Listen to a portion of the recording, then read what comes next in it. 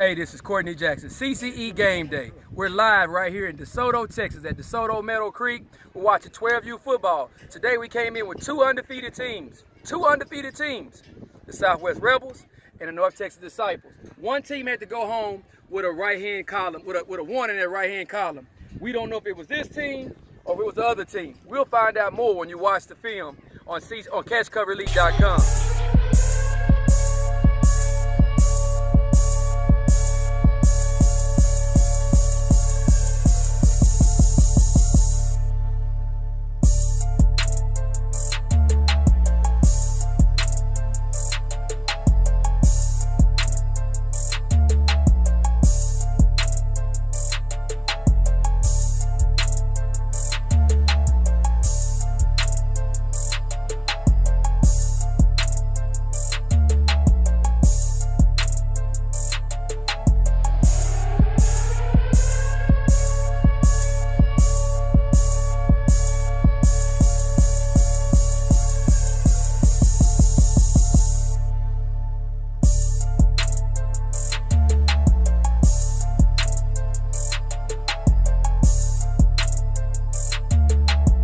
CCE Game Day. We're live at DeSoto, Texas. We're only hours away from the kickoff of the game. I'm standing right here with Coach Ellis and some of his players that we're going to interview. And I'm sorry for looking away, but it's another team that's still going on right there. And they kind of distracted me for a second. But right now, we're going to have each kid introduce themselves, tell you what grade they're in, and tell you what school they go to and what position they play. Silas Cottingham, quarterback, DeSoto East. My name is Jalen Jenkins, and I'm running back and linebacker, and I'll go to Permenter. My name is Jaden Jenkins, receiver and linebacker, and I go to Permenter Middle School. My name is Levon Davis. I'm right tackle, and I go to Lancaster 6th grade center. That's to the coach. I'm Percy Jenkins. I'm their dad, coach. That's it. Coach Ellis Cottingham, head coach of 12U North Texas Disciples, also founder and president of the organization. Now, Ellis, we've been knowing each other for a long time. I've actually taught this young man in school. And now he's about to be in high school this time next year. I remember when you started this program, when you started this organization. Tell me about, I know your father is big in youth football. Tell me about that relationship you have between you and your father and why you're passing it on to your son. You know what? Well, see, my father's been a board member in Louisville Football Association for years. I grew up playing ball, and I started coaching when my son was about 5 years old, and I think that's a way to create a even stronger bond with the father and the son. That's why I encourage all dads, even if they're not coaching, just to come out and be a part of the organization. You could be helping run the trains, help run the clock, or just help cheer the boys on, just seeing that support. Being a part of their life. Just being a part of their life and being a positive male influence on these guys' lives. I like for these young guys to see us older guys showing them how to be men, and what it's going to take, how to go through that adversity, deal with those challenges and obstacles that we face on a daily basis. So, you started the organization. You made the name the Disciples. Beforehand, you used to coach at other teams you had, I think Cedar Hill, Longhorns. Why the word disciple? Disciples, because it means something. Teach these boys what it means to be a disciple. I ain't talking about disciples after the gang. It's disciples just like that walk with Jesus. It's these guys.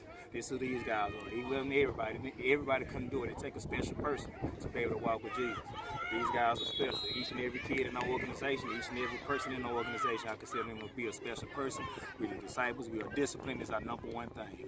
Disciples and discipline, they can go hand in hand. So now, let's kind of get to the game. We got a game we're about to play pretty soon. They're a talented team. They got a kid named Mr. Tony. I call him Mr. Tony. He's the coach's son.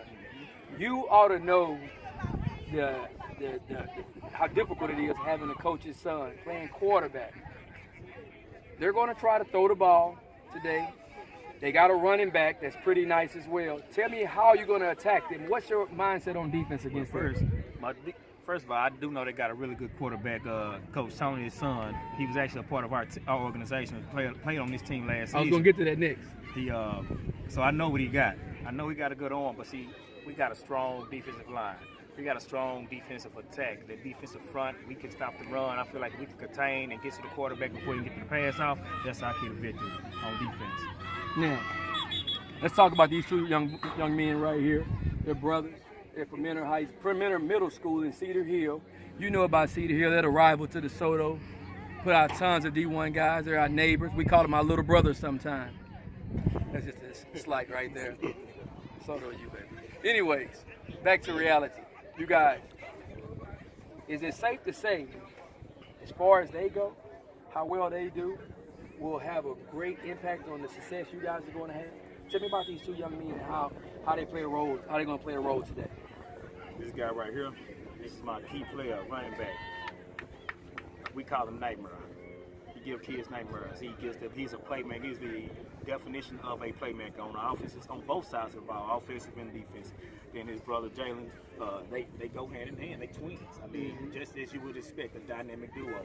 Both of them playing in linebackers. Sometimes I move them up to defensive end, linebackers, and on the offensive running backs and wide receivers. So this is the question. This is the question for the two kids. Y'all play running back. You play offensive positions. Do you consider yourself to be an offensive player or a defensive player? Offensive player, In Texas high school football, the number one spot that is recruited is defensive spot. The number one spot, they got the most Division I scholarships was in secondary. There's a touchdown being run on the flag level right behind us while you hear so much crowd going on. Oftentimes I try to tell these kids and educate these kids on, we all want to get our name in the paper, but I tell people all the time, what's more important, getting your name in the paper as a running back or signing checks? So somebody asks you, you want to play offense or defense? There are more defensive guys that make an NFL roster than the offensive guys, for a reason. I think both guys are great football players and we're going to have a great chance. I think both of them are going to give hell today to the Rebels team. But I can see this young man here being a hell of a linebacker, man. Hell of a linebacker or a safety and being somebody who everybody in the country wants. That's a coveted spot. Now, we're going to move on down to this young man at the end. Ellis, you had told me about you had a big guy who was a 6th grader. I didn't really believe you. Take a look at this kid. This kid's in the 6th grade, folks. He's going to get an invite. He's a 6th grader. He's going to get an invite to play in our Texas Top Prospect All-Star Series. It's coming up. We're 2 months away. This man's going to be coaching one of those teams. It's going to be the best kids coming from all across the DFW, Houston, San Antonio, Rio Grande, Ohio, the state of Ohio, Louisiana, Baton Rouge, as well as Monroe, Oklahoma City, and even St. Louis. If you want to play with the best and you want to be considered the best, you got to be in this game. Now, tell me about this lineman down here at the end. Tell me about what makes him special. It's Big Vaughn. It's Vaughn Davis right here. It's Vaughn Davis Jr. This guy, he's relentless. He goes hard in practice. He goes hard in the games. We'll see him in just a couple of hours. Is he a tackle or a guard, you think, projecting-wise, later on? Later on, I can see him as a guard. Once we get his feet proper where I want him to be, we could possibly move him to tackle. But with the strength that he has, the strength and size, he's definitely going to be a guard. Let me ask this guy a question real quick. What's the funnest thing about playing football for you? The physical part of it, the conditioning, the hitting part of it. Folks, he said the physical part, the conditioning, before he said the hitting. You think that this guy ain't been trained on CTE and concussion stuff? This guy's a hitter, folks. But he said it in the right order. He said he wants to be conditioned. You like running? Coach Ellis, he wants you to run him on Monday or Tuesday at practice. He said he loves running. More than hitting was 3rd on the list. This is Courtney Jackson, CCE Game Day. I'm here right now with one side of this big battle, the North Texas Disciples. We'll be back with more. Thank you.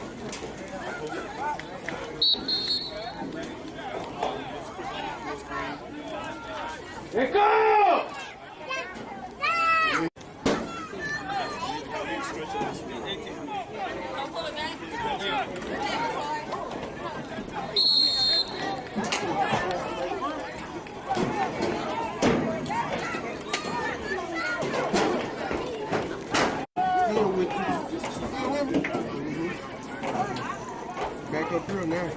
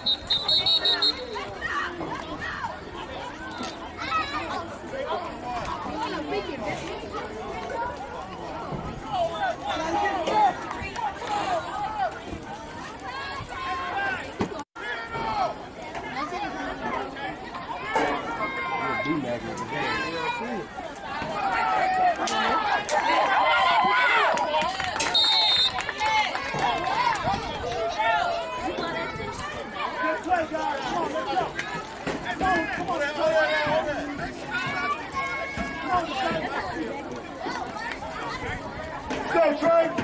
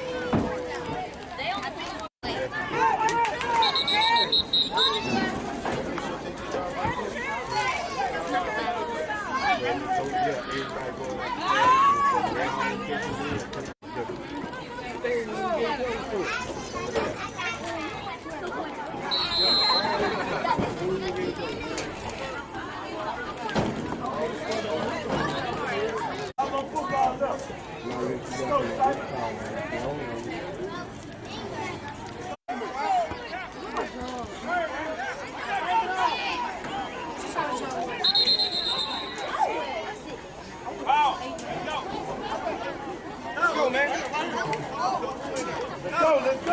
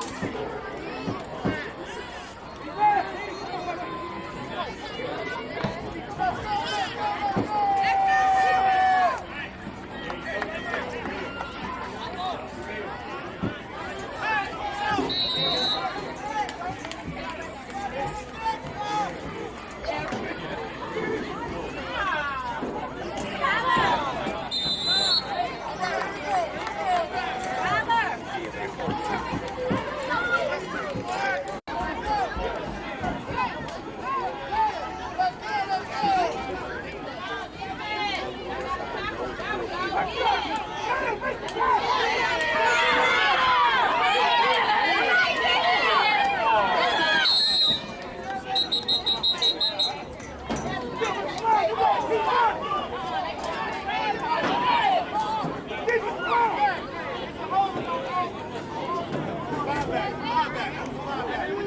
ready, baby.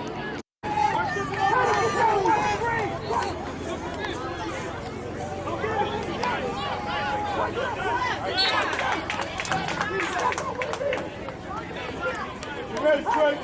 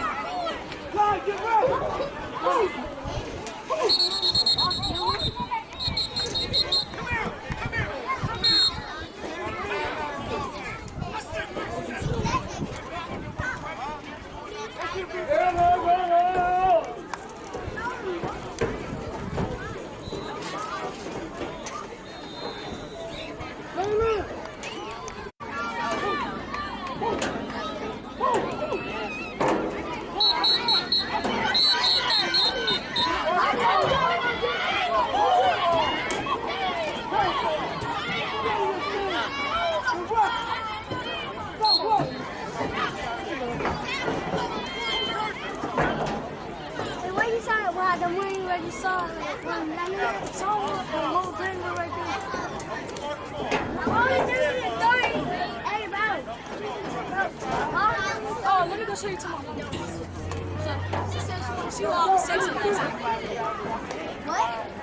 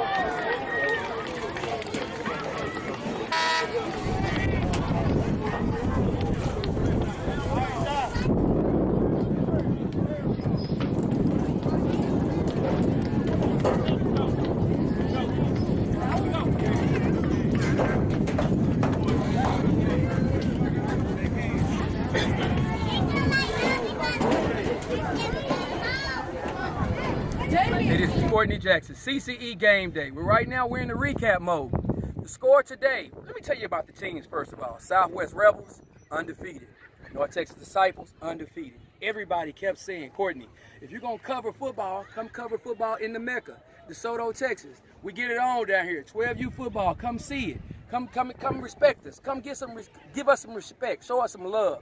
So we came today. We were able to watch two really great teams, two well-coached teams get it on. We're going to talk about a little bit about how the game got out of hand. And we're going to talk about all these players in this time minute. First of all, we're going to say, I'm going to start out with my man, Ellis, Coach Ellis. we had spoke earlier this week. You felt confident about the game. You felt confident in the boys you had out here playing.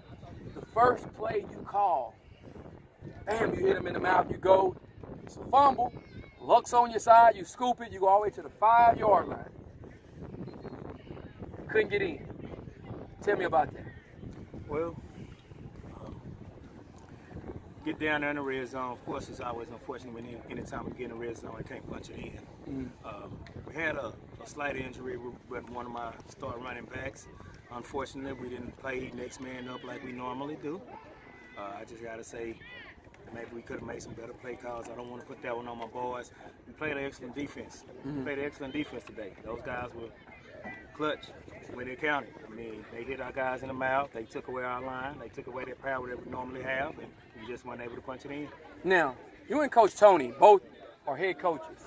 Both of y'all have y'all son playing quarterback. So what that means to me is the smartest guy on your offense should always be him. Indeed. He should be an extension of your brain on the field. And I think you echo those sentiments, Coach Tony, probably. He should be just echoing everything that you do. He should be an extension of your brain. Tell me about it, having your son as a quarterback. Tell me about what you guys talked about keys to victory going in today on the ride over here today. Well, you know, first and foremost, let me acknowledge, I know it's a lot of pressure on him being my son and being my quarterback. I know he knows the expectations that I have of him. But what I like to try to do is try to keep him calm, you know, keep his head clear and keep his mind focused, and just let him know that all the things that we work on in practice, the things we do at home in the backyard, the things that he go in training. Just remember those things, stay true to that. Unfortunately, it just didn't happen right for us today. Okay, we're gonna pan over this way to Coach Tony. I want to ask you a question. Yes, sir. Okay, coming into the game, what were your keys to victory? Keys to victory is I've been scouting, I've been recording this film. I act like I ain't watching, but hey, we got game film on anybody, you can beat them, right? Yeah. So I've been watching and I just saw one chink in their arm. They had a beautiful D-line with a strong rush, but I don't expect nothing less from Ellis. I know he can come out with a good D-line, but I saw one chink in their armor, and that was the cornerback play. I know that usually we run the ball a lot, but I know we had the advantage of wide receiver. We know we got a quarterback who can grow and some receivers who can go down the field and get it. So that's what we want to exploit this game, and that's what we did, and we were successful. So you came into the game saying we don't beat them by the pass. You felt like they possibly could be able to contain, and their mindset was going to be on trying to stop this young man. Exactly. So now on the defensive side of the ball, I was really impressed. Appreciate you. You guys got a lot of pressure. I felt like in football, Ellis, I want you to echo this too, tell me if this is true or not. I feel like the team that hits the hardest and the earliest has the biggest advantage. I feel like with bully football, when the bullies get hit, and I think one of your bullies got hit, I think that, tell me about that hit. I don't know if you remember that hit or not, but the kid left off the field, arm swole up with a nice bruise on it, and that's a playmaker. That's the guy he gave the ball to the first play of the game. Do y'all emphasize that about being tougher than that next team? And that's what we emphasize in practice. We tell them, hey, be the bully. That's why I say be the bully. That means you smack them first, okay? Yeah. You smack them first, and once you smack them first and you get a couple of touchdowns in, and that's when they start laying down, okay? The main thing was like, okay, let's go and put pressure on them. Let's take away something.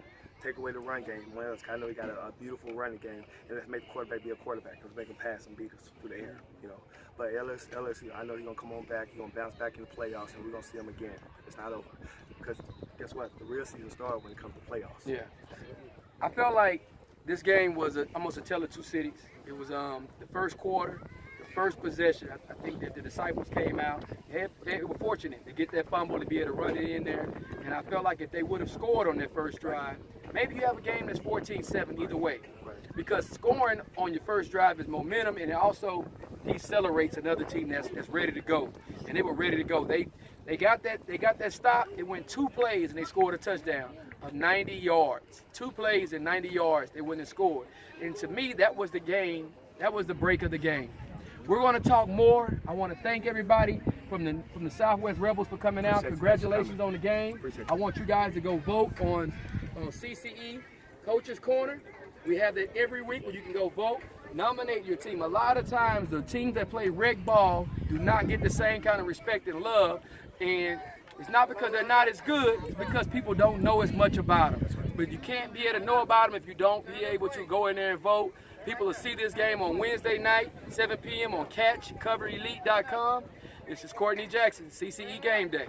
CCE game day. I told you guys, each and every week we come out and try to bring the best games around. Right now, we're in the heart of football. We're in the mecca of football, the place they call DeSoto, Texas, the home of all athletes. And right here, I'm standing with 4 guys who I've deemed to be top prospects, guys I'm going to extend invites to. They play with the Southwest Rebels, folks. You might not know that name. You might only know that name on a younger level, but I'm telling you guys right now, this 12U team is somebody to be reckoned with. They're in the DeSoto Rec League, but don't think that rec is the only thing they're about. They can beat a lot of select football teams, head coached by Mr. Tony over here, and also coached by Mr. Cook. So right now, Coach, this game, Ellis is a good friend of mine. Yeah, known him a long time. You guys have a football background. Y'all play football on different levels. That's right. Tell me, how fun is it coaching Little League kids? So, you know, I'm at a point in my life right now where I just want to just give back to the babies and stuff like that. Yeah. And we got to catch them while they're at a young age right now. Yeah. Because we could have had some of them men in our life, but some of us didn't, right? Yeah. But guess what? Our job is to come back and influence these babies, catch them early, and watch these babies go out there and maturate to be something special. So now, it's something different when you got kids that you coach, Right. and they're actually pretty good. They're actually really good. These 2 kids, whether they go to DeSoto, they go to Cedar Hill, they're going to be somebody that's going to be playing on Friday nights real soon and probably going to be in the starting lineup, folks. Tell me about your son. He's playing quarterback. Do you think he's going to be a quarterback 3 years from now? So I deem him as an all-around athlete. You know, Okay. some people just put a label on a quarterback and they get stuck in that mode. And then when they get to high school and college, that's when people start rotating at different positions. So right now, I'm just going to label him as an athlete. Okay. The only thing I need him to do is to be more aggressive, more focused, and everything else. The other team's job is to get him out of focus, right? Mm-hmm. And he needs to learn how to control his temper. You know, that's why I teach all the little babies, control your tempers. How you beat them? You beat them on the scoreboard, okay? Yeah. Run it up, okay? If they getting on your nerves, run it up, okay? Yeah. And that's what I'm trying to teach the little babies right here. Don't let the other man beat you, okay? That's the only person who can beat you is yourself. Now, I'm going to go to Coach Cook. Coach Cook, you played football for a long time. Your son is playing receiver. He and Mr. Tony have a real good connection. They play 7-on-7. Tell me how that connection is benefiting your son right now. It's benefiting tremendously. 707 was something that we just brought him out to do, and we just brought it over here to tackle football. Mm-hmm. It just continued to grow from there.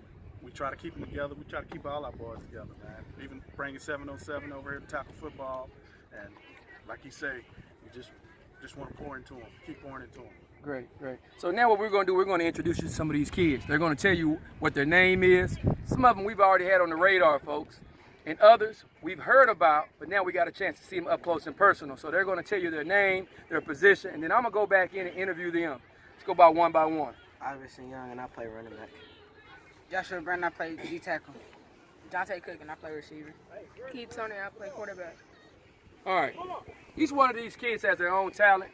They put up 28 points, folks, on an abbreviated clock. And when I say abbreviated clock, DeSoto doesn't really mean, they don't really believe in, once they jump on you, to let the clock keep on running the same way. So the clock went a lot faster the second half, where it could have been a little bit worse. So I'm going to talk to this first kid who I'm going to be as a CCE top prospect invite, Mr. Iverson. Man, I've heard a lot about you. In the southern sector, people talk about you coming from the Oak Cliff Titans. You couldn't make weight. I did my homework on you a little bit. Couldn't make weight over there. Your dad was a superstar hero for the Cedar Crest Comets. They said it's in the bloodlines. I went to go watch you play. It rained. Saw you have one run against Duncanville.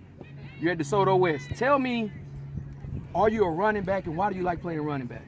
I like playing running back because it's just interesting. And then if I didn't play running back, I don't know what other position I would play. Unless I was on defense. Now, many say the North Texas Disciples are the first team to ever keep you out of the end zone this whole season. Is that true or false? True. True. So you would say that they held you, they shut you down? No. Folks, he ran one in and they called it back. Questionable call on the holding.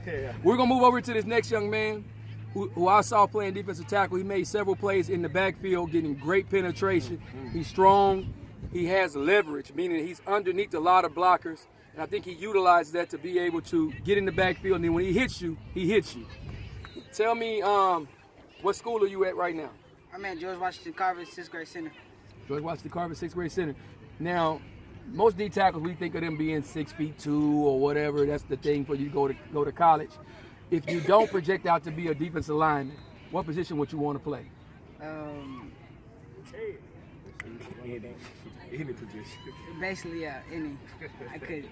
I'll be his agent right now. He's saying anywhere the coach needs me. I'm a football player. So I go over into this connection over here. 2 touchdowns today or 1 touchdown? 3 touchdowns. I showed it my man, Mr. Cook and Mr. Tony. This is a connection that you might say this might be Dak and a younger Dez. It might be whatever, but right now, the sky's the limit for these 2 guys. I want to talk about, do you guys, I know y'all are good friends off the field. How often are you guys going out there on your own, away from your dads, away from all that chatter, and just saying, throw me the ball, man, let me run on and go get it? We don't do it a lot unless I'm over his house or he at my house, and we just go outside and throw the ball to each other, practice routes and practice spots he want to put it in, because like I'm the type of receiver that I need to jump for it, and so yeah, that's how we practice. So, you know, I often sometimes say some of our best athletes are out there on the basketball court. Both of these guys attempt to try to play basketball. I'm hoping one day they'll just stay with this pigskin and let that basketball go. But right now they're dual sport. They're dual sport athletes. They can do it a little bit of everything, right? Yes, sir. So tell me this, Mr. Tony. You threw 3 touchdowns today. 4 touchdowns today. When you get a play call, do you get a little bit more excited when you hear a pass play, or when you hear, I'm going to hand the ball off to Mr. Iverson over here? I just think it's a matter of both. I like running and passing. If I No. I'm asking you one more time. Do you get more excited when it says he calls a pass play, or when you hand the ball off to him? You don't even have a chance of running. Passing. There's a little banner going on right here. This kid's been in the magazine several times, folks. I think 2 times over the last 4 years. Look for him to be back in that magazine again. This is Courtney Jackson. Right now, we're standing with the only undefeated team in 12U football in the DeSoto Reg League, and that is the Southwest Rebels 12U team. We'll be back with more on CCE Game Day. Thank you.